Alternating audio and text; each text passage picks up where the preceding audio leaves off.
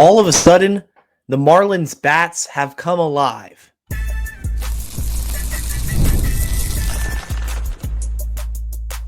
You are Locked On Marlins, your daily podcast on the Miami Marlins. Part of the Locked On Podcast Network, your team every day. Welcome into Locked On Marlins. I'm your host, Jeremiah Geiger. You can hit me up at Jeremiah Geiger2 over on X. And thank you for making Locked On Marlins your first listen of the day, part of the Locked On Podcast Network, which is your team every day. Make sure you hit the YouTube channel. Let me know your thoughts in the comments section. And on today's show, I'm going to be talking about the last few games for the Marlins. The offense has jumped out to a really hot stretch here. They're looking good. The bats are coming alive. And I'm going to talk about the pitching staff. While it is encouraging, there are a couple concerning factors that need to be addressed. And finally, later this week is the spring breakout game where a bunch of Marlins prospects will be playing in a game, getting some live action. Talk about some of those names that will be in that contest. So let's start off by talking about the Marlins offense. Of course, it's been a subject that Marlins fans know all too well. The Marlins struggle at the plate. The offense lags behind the pitching. And really going into this season, that isn't any different, I would say, in the grand scheme of things. I do think the offense is still miles behind the pitching staff. But there are some pieces that are very interesting. There are players that the Marlins are building around. And although it's spring training and spring training results have to be taken with a grain of salt, it's not necessarily going to translate into the regular season. But the bats are hot. There's no doubt about that. The last few games, let me read you these scores here. Starting Sunday. So from Sunday to Wednesday, Marlins are off on Wednesday. So the last 3 days, 10 runs against the Astros. And then a split squad day on Monday. They score 9 runs against the Nationals. The second game, they score another 10 runs. And then on Tuesday, they put up 12 runs, including 5 home runs against the St. Louis Cardinals. That game was televised. It was awesome to see. We had Otto Lopez hit 2 home runs. He's not necessarily known for his power, but he's elevating the ball more and got a couple bombs. Matt Mervis went back-to-back with Otto Lopez. Nick Fortes hit a home run, absolutely crushed it to left field. And then Griffin Conine, who is battling for a spot on the opening day roster with Kyle Stowers. That's the competition it looks to be in left field. Griffin Conine went deep. So really great day for him at the plate. And you love to see these guys just step up offensively.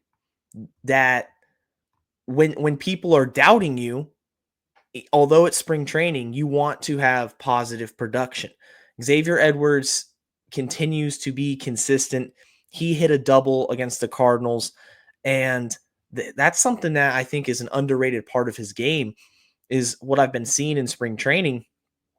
He'll get extra base hits. You think of Xavier Edwards as a singles hitter, and yes, while he predominantly is going to collect most of his hits via the single, I think he can run into enough pitches, place the ball down the third base line, pull it down the first base line, and go gap to gap where he's pushing 30 doubles, if not more. I really like what Xavier Edwards has done so far at the plate. He's going to be Miami's most consistent hitter. You pencil him in the leadoff spot and forget about it. He's going to do his thing. But Griffin Conine, 3 hits against the Cardinals, including the home run, which was great to see because both him and Kyle Stowers had really struggled to start spring training. Get a sip of water there. But when you struggle to start spring training, of course, the media, the fans, myself included, start to freak out a little bit where, patience runs thin with Marlins fans. I think you want to see results. And although it's spring training, sometimes it just takes time for results to play out. Now, the biggest concern I have with Conine is the swing and miss. You know, how much is he going to strike out? But if he can cut down on the strikeouts and he can add some more consistent contact, like you saw against the Cardinals with 3 hits, and then that power is going to play. That power is going to be there. And I think he's going to get a lot of playing time in Miami. Now, will the Marlins go into the regular season scoring 8, 9, 10 runs a game? Absolutely not. This offense is still going to have dry spells, and overall, I don't think it's very strong.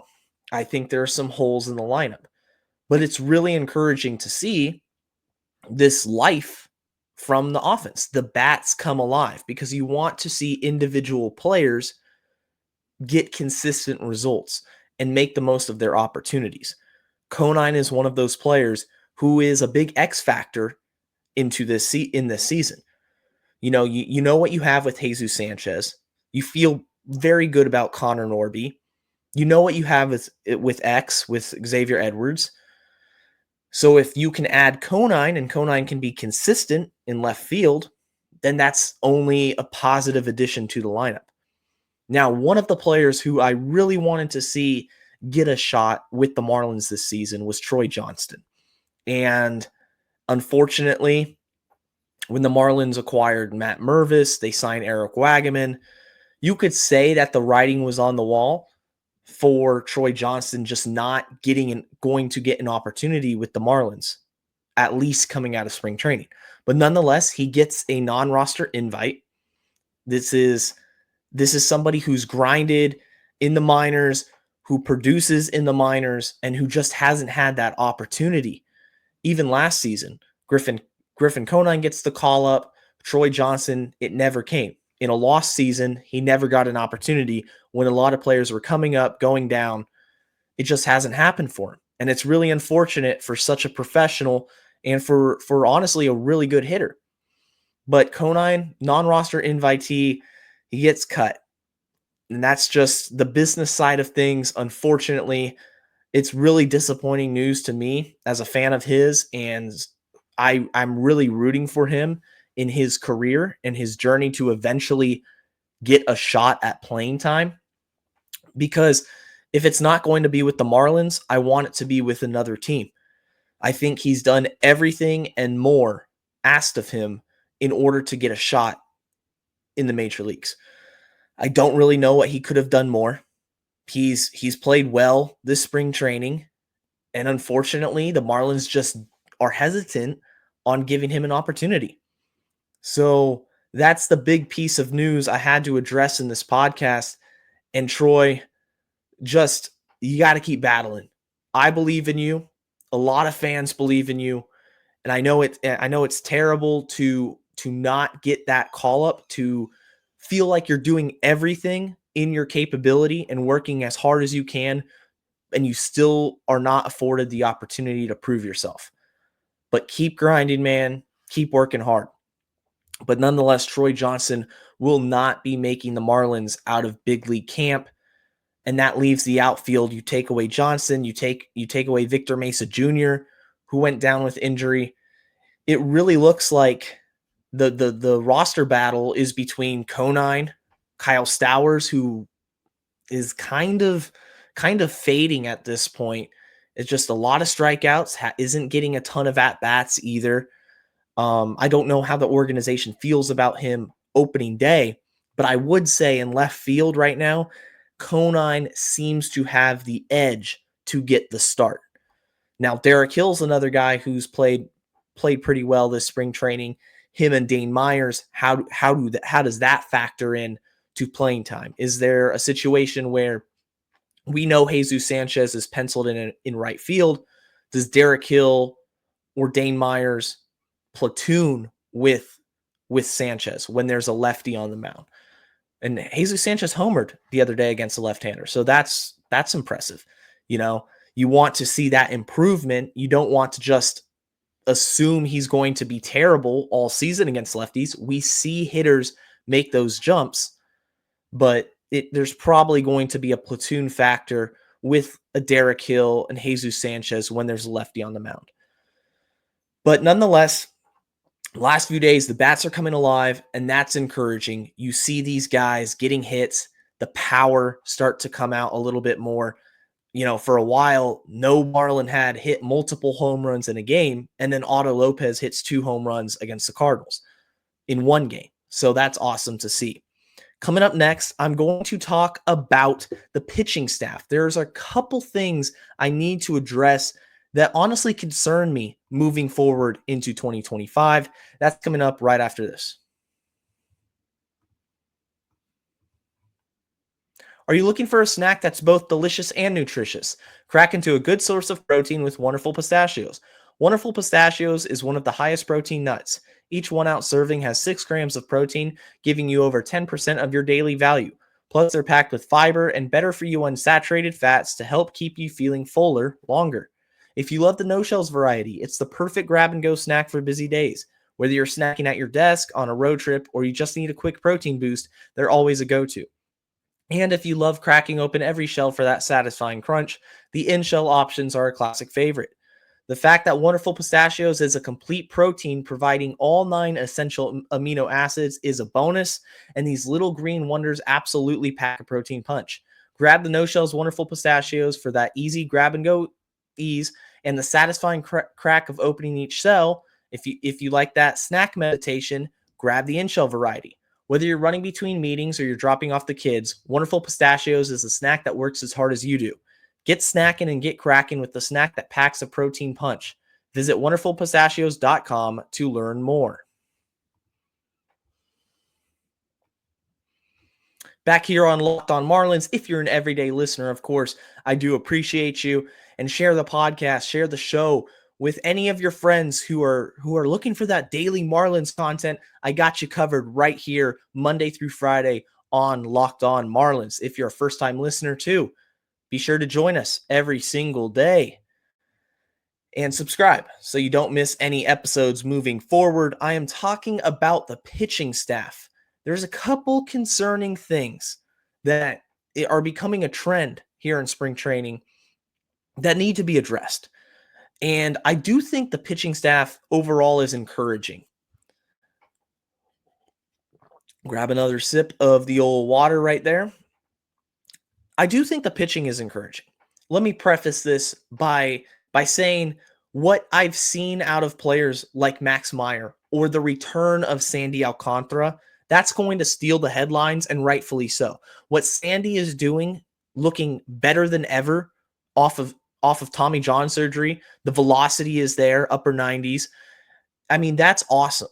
What Max Meyer is doing, you're seeing development in his arsenal. He's adding pitches, the sweeper, the sinker. You're seeing more movement on the fastball where the characteristics look better.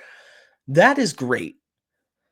But the struggles do remain overall in 2 things: the depth of the Marlins pitching staff and the control.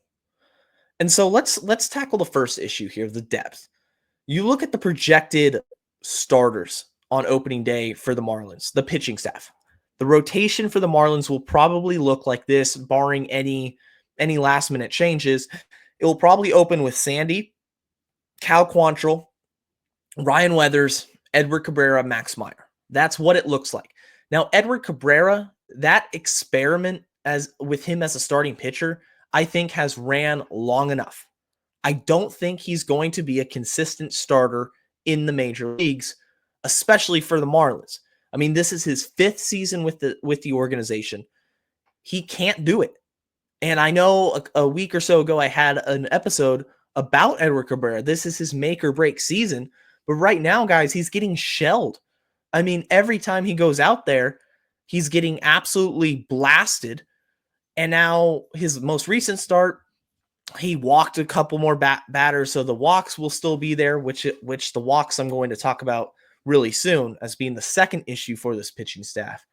But Edward Cabrera, the bottom line with him is he just can't be relied on, okay? Let alone for a 162-game season. There's no way I envision Edward Cabrera starting 30 plus games and giving you 160, 170 innings. It's just so unlikely at this point. Cal Quantrill, the Marlins veteran addition to the rotation, they needed to sign a veteran starter. They need to eat innings. He's looked rusty in spring training. And of course, you have to take spring training results lightly. You can't put too much trust in the good you see, whether that's with hitters or pitchers. You have to be cognizant of the fact that these pitchers are working with things. They're working on mechanics. It's exhibition at the end of the day. But he has looked rusty. So Cal Quantrill is a guy who, if he doesn't have a bounce back season, then the Marlins are just looking at an average pitcher who hopefully stays healthy and who hopefully gives you a valuable year out of the rotation. But I've talked about this before. The Marlins behind Sandy Alcantara don't have a lot of experience. They don't have guys who've pitched 150, 160 innings in a season. Cabrera never has. Ryan Weathers never has. He's coming off of injury. Max Meyer has never done that. So it's Sandy Alcantara and Cal Quantrill, who I've just mentioned. He's looked pretty rusty to start spring training. So behind them, the depth is questionable. Valente Belloso, spring training, he's a back-end starter. Yes, the velocity looked like it took a step forward, but a couple starts later, guys are seeing the ball really well. They're getting base hits off him. So I don't think he's a guy you necessarily are planning on giving the ball to every fifth day for the majority of the season. I don't think that's the Marlins' plan. Now, Adam Major, Robbie Snelling. Adam Major has major league experience. Robbie Snelling, you assume that he'll be up here eventually. But these guys are young. They're not supposed to be anchoring a pitching staff at this point in their career. So the depth does concern me because the injury factor is real in Major League Baseball. Pitching in today's game is so volatile because injuries do happen. You very rarely see an organization go through a season unscathed. In some capacity, there's going to be injuries. There's going to be a flare-up of the shoulder, or sometimes it's just struggles. A guy is just not, he has to work through some things, and he cannot be relied on. So how are the Marlins going to get through 162 games consistently, where they have a set rotation for the majority of the year? You're seeing the same guys. That's the goal. You want to see Ryan Weathers stay healthy and give you 30 starts. You want to see Max Meyer give you 28, 29 starts. Sandy Alcantara, the big X factor here, is when if they decide to trade him. When Sandy gets traded, and of course this is an if, but to me at least, I'm prepared for it. I'm somewhat expecting it at this point. The rest of the pitching staff will have to pick up the slack. Now, when you're pitching, the number one thing you want to avoid runs, obviously, but you want, as a starting pitcher, to go deep into games to protect your bullpen. You could have a start where, let's say you go 8-9 strikeouts, your stuff looks really good. You give up one run, but you only go 4 innings because your pitch count has ramped up, because your running count's full, you're walking a few batters, and before you know it, you finish your 4th inning and you're at 92 pitches. Okay, well, maybe you get a 5th, maybe you don't. That's it. Now the bullpen has to come in and go the 5th, 6th, 7th, 8th, 9th. Or they go the 6th, 7th, 8th, 9th. The beautiful thing about Sandy is that he is almost a reliever in himself, where he'll pitch into the 7th inning. He'll pitch into the 8th inning. He'll get a complete game every once in a while. So he will pick up the slack for a tired bullpen when it's his turn to pitch. And what I worry is that the Marlins bullpen is going to be overworked this season. And they're going to have to rely on the pen to get them through lots of games because the pitching staff is going to get into trouble with walks. Edward Cabrera struggles with command. It's probably going to happen again unless something changes. Right now, the Marlins in spring training, now this is everybody, relievers, starters included, they're the fourth worst in allowing free passes. The pitching staff has walked a lot of guys through 18 games, over 80 walks. So you want to see them cut down on that, number one, because if you do, then you're going to be able to pitch deeper into games. You're not going to run up that pitch count super high. That is what I worry about, is a guy like Ryan Weathers, who's so talented and the stuff looks great, but we see a little bit of him getting into trouble, not necessarily on the scoreboard, but walking guys. I mean, a couple starts ago, he walked 3 in a row. And then today's game against the Cardinals, well, this is for Wednesday's show here, 3 innings, another couple walks. So that does concern me, because although the stuff looks great, I need the walks to be lowered. I need this command to be on point. Velocity is great, movement is great, but if you're given free passes as a pitching staff, not just Ryan Weathers, but as a pitching staff, it's going to cut into your ability to go deep into games, which in turn is going to tax the bullpen, which in turn is going to create a season in which, a lot like last year, multiple guys are up, guys are going to struggle, and it's going to be hard to consistently be in games. The pitching staff has got to limit the walks, bring those walks down. The depth, that's just how the Marlins are right now. Guys are going to have to step up. Adam Major is going to get his chance. I can almost guarantee you that at this point. Robbie Snelling, the same thing. And of course, you need big career years from Weathers, career season from Max Meyer. Coming up next, I'm going to talk about the spring breakout game. Take a look at a few of the prospects that will be playing in this game later this week. That's going to come up right after this.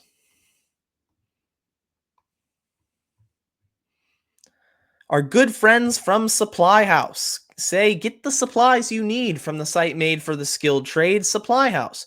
Whether you're in plumbing, HVAC, or electrical work, Supply House is the reliable way to order products online. Their easy-to-use website is packed with helpful resources, and the latest product info helps you get the job done right. Plus, with a complete inventory of over 200,000 parts from 400 plus top brands, you'll find exactly what you need, delivered fast from coast to coast.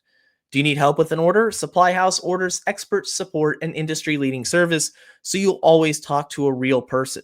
And for trade pros looking for an extra edge, their free Trade Master program offers exclusive perks like a dedicated phone line, free shipping, and discounts on every order. Thousands of skilled professionals are already taking advantage, and now it's your turn. Join the Trade Master program today at supplyhouse.com/TM and start ordering plumbing, HVAC, and electrical supplies with just a few clicks. Use promo code SH5 for 5% off your first order. That's supplyhouse.com. A reminder, of course, hit me up with any comments or questions that you want to hear covered on Locked on Marlins. I got you. I will do my best to answer them, whether that's the mailbag episode, which is on every single Friday, or just throughout the week. If you have a topic you want to hear me get to, maybe a game just happened and you want to hear my thoughts on this player or that pitcher, let me know and I will get it done right here on the show. Talking about the spring breakout game, which will be March 14th. So just a few games away. And the Marlins have a lot of really interesting players who you're going to see play in this game.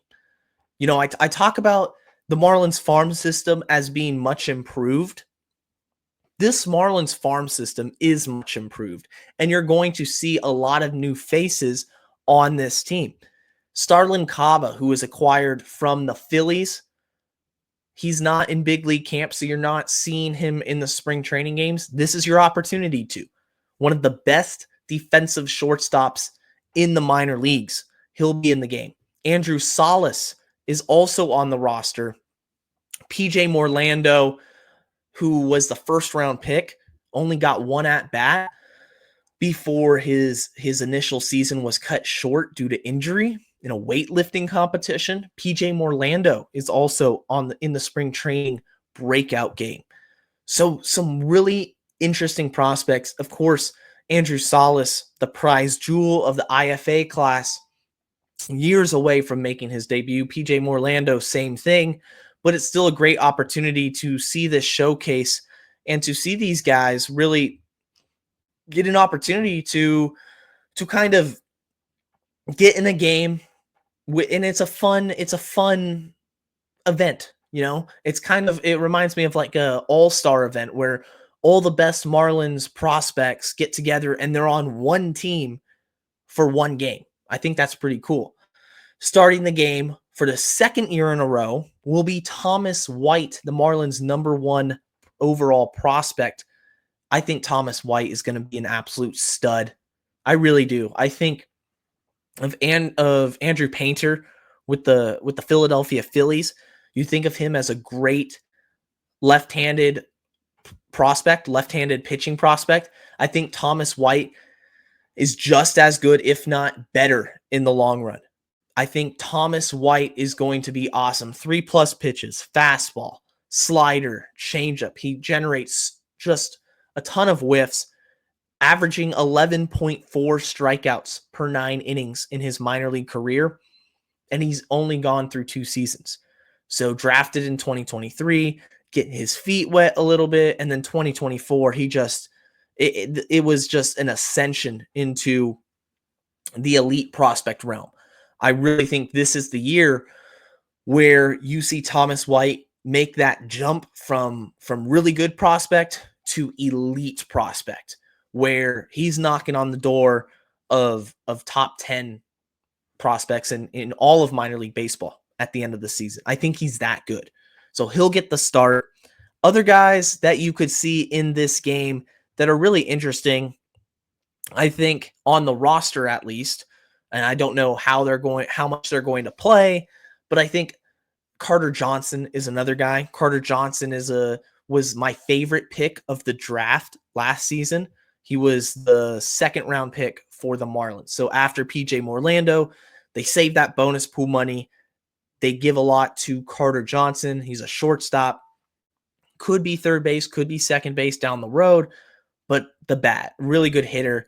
He's somebody who you look at the Marlins farm system, and it's probably middle of the pack right now in terms of baseball all over, of the rest of Major League Baseball.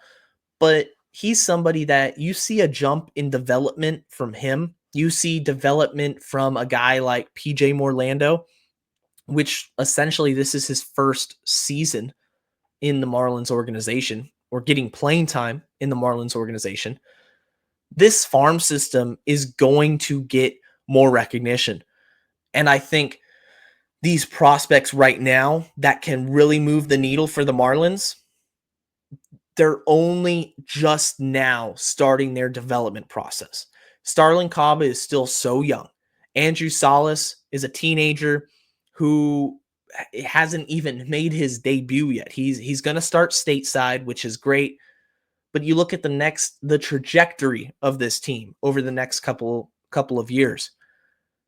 If the player development system that is in place right now works, and they start churning out these guys, then the Marlins will be in a very exciting place down the road. I think the spring breakout game, just looking at the names on this list, you can't help but be excited for the future if everything goes well. You see guys, the catchers, of course, Augustine Ramirez, Joe Mack. You know how much I think of those guys. I think they can be absolute studs in the major leagues. And then the pitching staff, last couple guys that I'll mention, Kiner Benitez, he was on my top tiers, my pitching prospect breakdown. He was in tier 3 just because I want to see more. I think he's really talented, can continue his development and eventually become a really good pitcher for the Marlins down the road. Still really young. And then Aiden May. Shout out Aiden May, Oregon State. Powerhouse in college baseball, but that slider, I want to see Aiden May's slider. I don't know if he'll be a starter in the major leagues. And this is the last thing I'll say regarding the prospects here. If Aiden May does transition to be a reliever down the road, full hypothetical, then that slider is going to accelerate him into the major leagues.